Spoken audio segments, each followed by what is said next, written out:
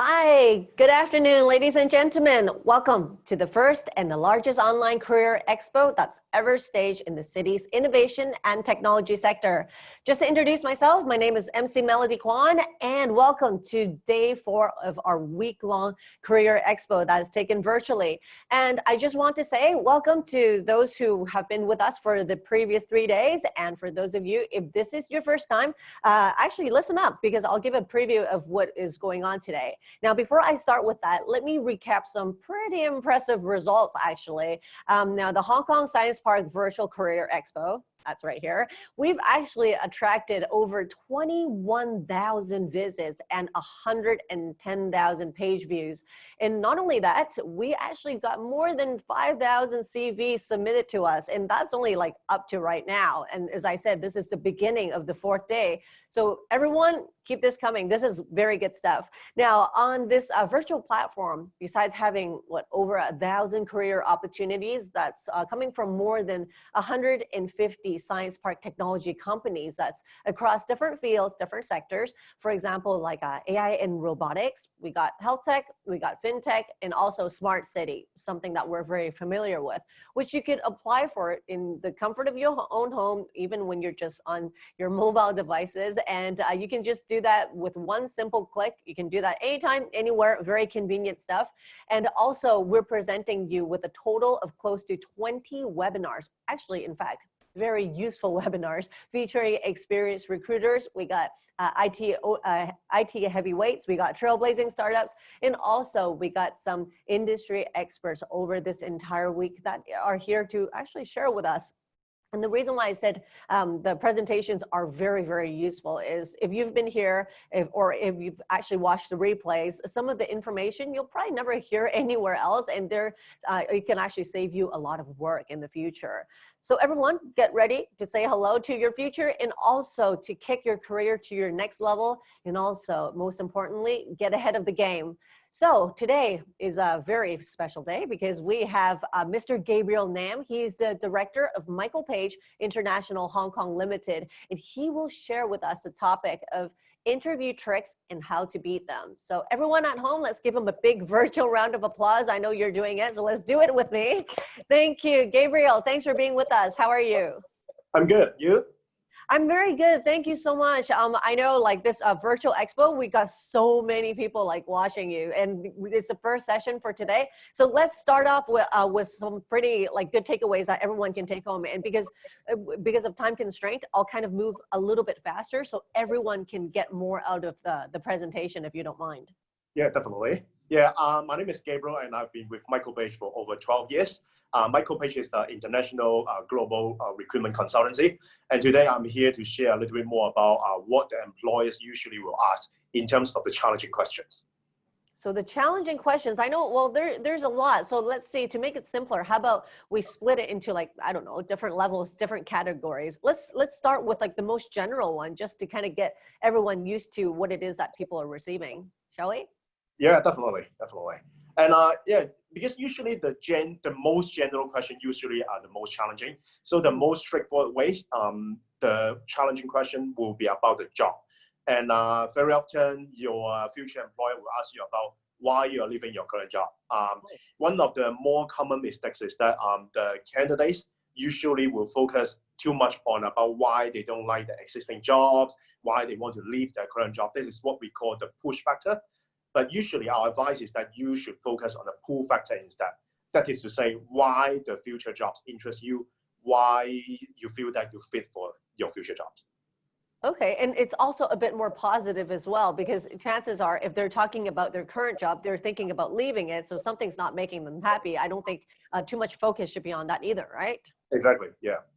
Right, and another thing is, I guess now when you're talking about when you first go into the interview, they probably want to test and see, you know, what do you know about them, right? Yes, so that's why usually another general but challenging question is that, what do you know about the company? Yeah, so this is a very general one. And usually our advice to the candidates is that they should do a lot of research and preparation before they go to the interview, and highlight about the key point, why they feel that they have a selling point to the future employers. And it is also why we also feel that we as a recruiters can add some good value to the candidates as well. Because if let's say we are the one who share the job with you, we'll be able to tell you a little bit more the company structure and the company culture, as well as the hiring manager, etc., etc. Yeah.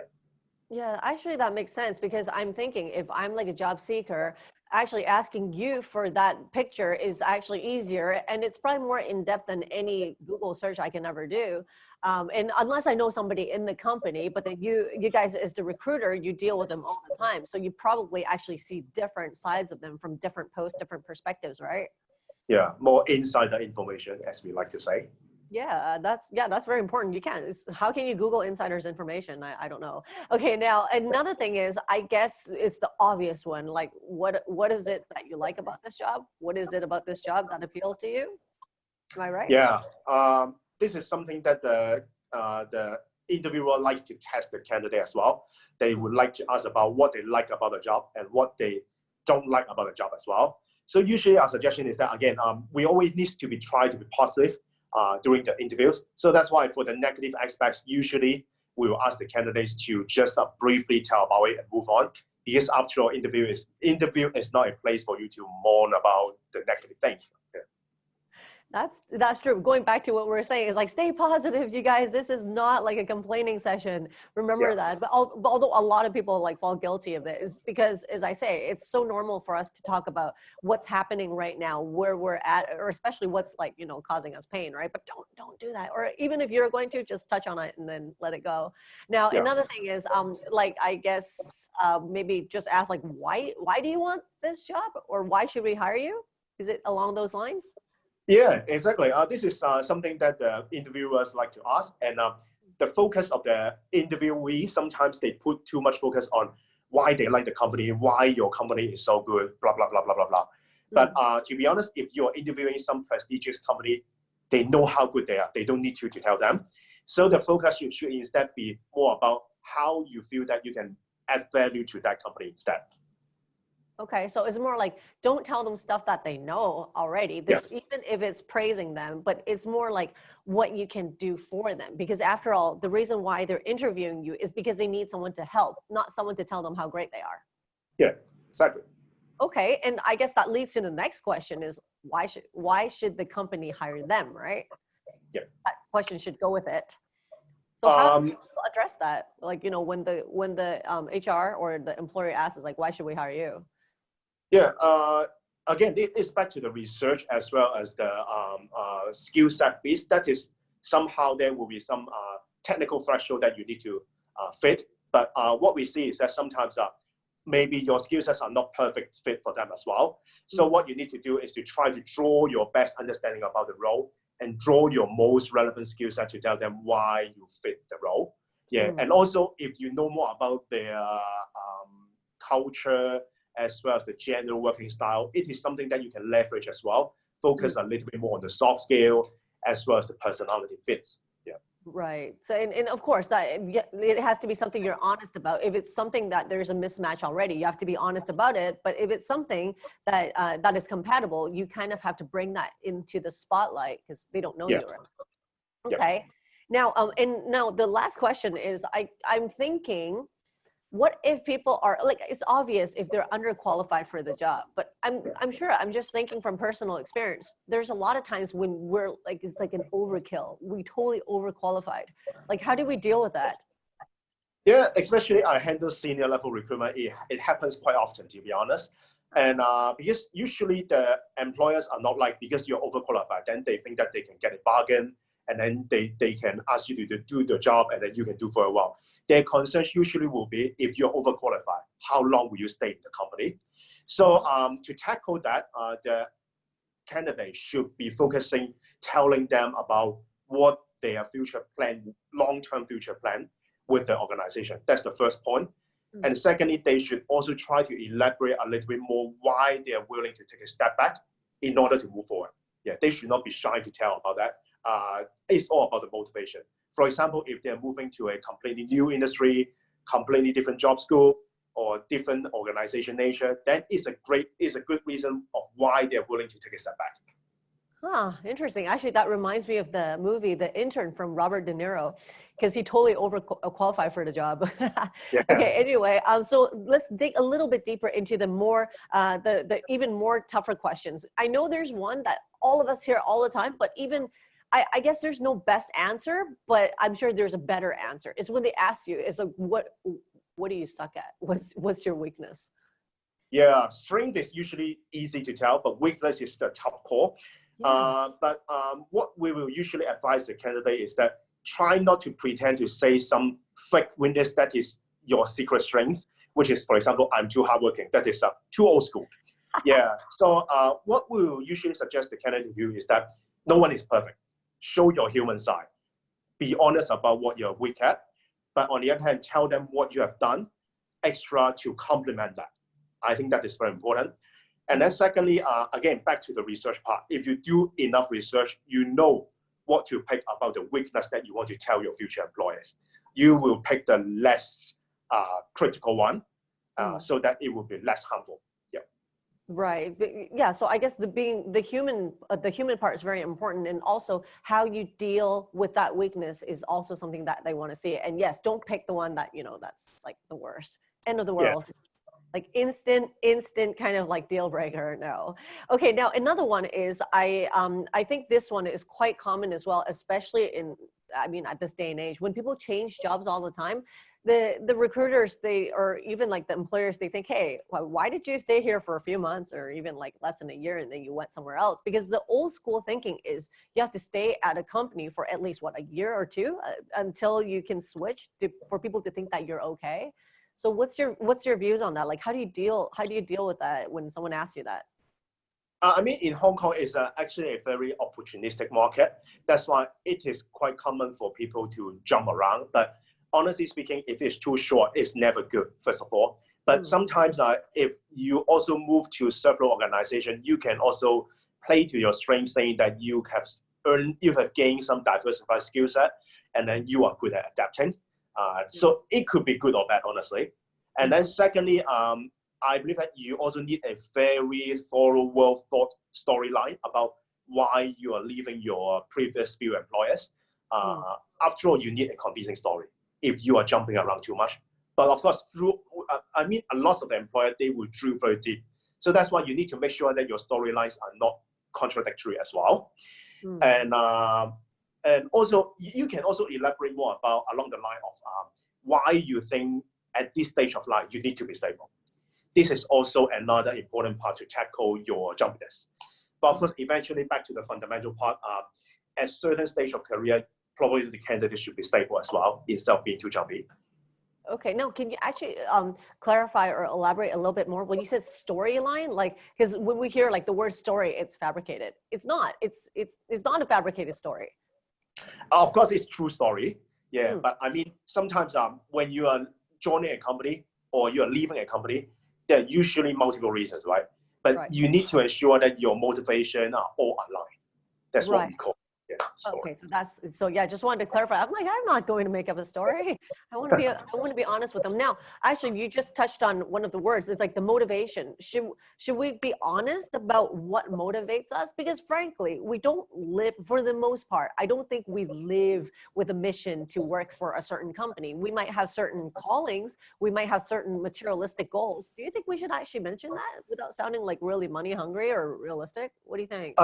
First of all, if you talk about some grand things to a lot of employees, it may sound to be too fake. For example, saving the world, blah, blah, blah, that kind of things. But on the other hand, I believe that there's also no harm for you to show that, to a certain extent, the material part is important, but this should never be the only reason.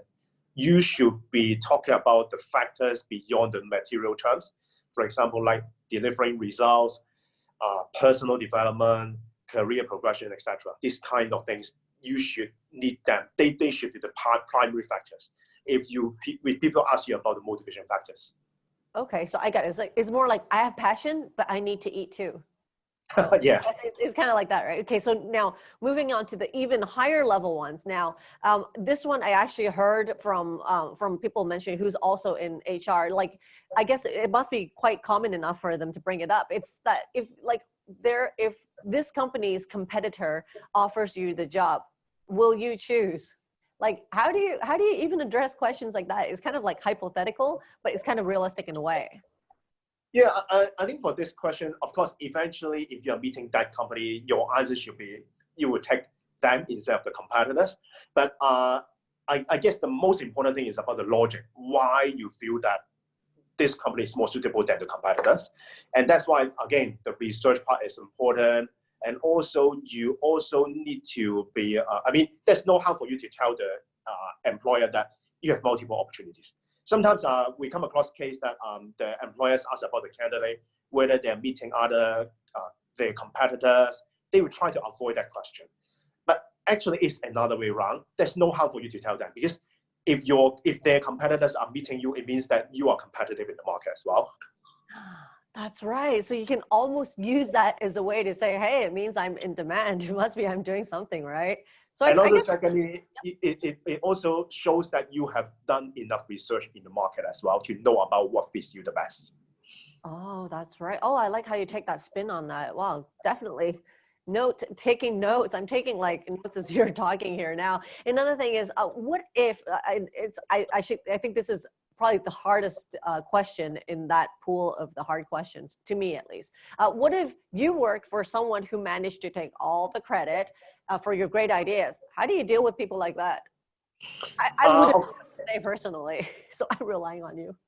Yeah, but I mean, different people will have different personalities, so there's no one right answer. But on the other hand, this is what we call the scenario-based question, or behavioral-based question that usually we will come across. For example, take this as an example, taking credit one. If you're working in a big corp, usually what you need to show is that you are team players. So that's why you shouldn't be too fussed about that, first of all. And then secondly, what you need to address is that, okay, if that happened, you should have the direct communication with that staff as well about the credit. And then lastly, maybe it depends on who takes your credit as well. If this is your boss that you feel that he or she takes your credit, in a way, you need to accept that, because to be honest, they are your superior. So your credit is their credit. So if you do well, if they do well, then you will be happy, you will get promoted as well. It's like a collective. So, that's actually a very good point. Actually, sorry to interrupt. Is it okay if we extend this by 5 minutes? We got a lot of questions that are coming in. Yeah. Okay, cool. And another thing is, this is actually the last question that I can think off the top of my head is, I think you guys will probably want to know how these people deal with frustration or even criticism, right? Yep. Yeah, this is another quite popular topic these days for the management level or leadership level as well. Again, no one is perfect. Show that you are human. Yeah, you will also be making mistakes. But the thing is that you need to be positive. You need to show what you learn from that mistake. This is important. And so in short, I believe that whenever you attend any interview, you need to show the positive side, to show that you are self-motivated and also mentally stimulated, whether you have success or you have failure. Yeah. Okay, awesome. Now this is really good stuff. Now this is the part where, you know, I'm kind of like hoarding you with my questions, but then more importantly is what people have at home. Let me take a look at some of our live questions that's actually being presented right now. So I'll kind of go through them kind of in chronological order. Now someone is asking, if I got stuck in an interview question and I really don't know how to answer it, how do I handle it in a way that can still impress the interviewer? Oh. Yeah, again, it happens quite often, especially if you are at a relatively junior level or coming out just to work for a few years only, that you will not know everything. So usually the take is that we will ask them not to dodge the question, just tell direct that you don't know. But on the other hand, you give your best guess and also articulate your logic, yeah, to see whether you can try to come back with the best answer. Oh yeah, that's right. Because earlier you said sometimes they're not even looking for like a model answer. They want to see how you got at it, to show the amount of passion, the amount of homework, and just how you your problem solving strategy. That's what they're looking at sometimes. Yeah, and to be honest, sometimes the hiring manager, they intentionally do that just to challenge you. Yeah, they challenge you with some question that you don't know how to answer. but their way to see is just how you analyze the situation. Yeah. Oh, Instead of asking something that you know that you are in comfort zone. oh, wow. Thanks. Curveball. Okay, now another one is what is the best follow-up action after an interview for a job which this person really, really wants? Yeah, follow-up question, I think simple, email. Yeah, definitely. But when writing an email, what we usually suggest is that don't write some very simple generic email. Really try to have a tailor-made email, thank you notes to tell why you think you're suitable for the role. And then secondly, sometimes during interview, everybody is nervous. There may be some points that you forget to elaborate or forget to sell yourself. The follow-up email can also include those things as well. Oh, wow. So it can kind of supplement in case you forgot anything. But I think now going back to the question, I think that what I'm guessing this person is trying to ask is it's a job that they really want. So I'm guessing part of the question is actually asking how to do it without sounding desperate. It's Okay. almost like a date, you know, like when do you call her up? Yeah, usually in this case, I also don't suggest sounding too desperate because honestly, if you are not the right fit, no matter what you do, it doesn't make a lot of difference. But of course, sometimes if you are like 50-50 or maybe they're in the thought process, there's no harm for you to show your passion. But by showing your passion, definitely you should not sound annoying as well.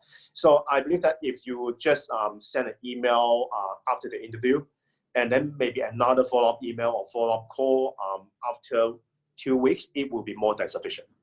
Okay, so keep it professional, keep it enthusiastic, but don't be like, you know, begging. Yeah, exactly.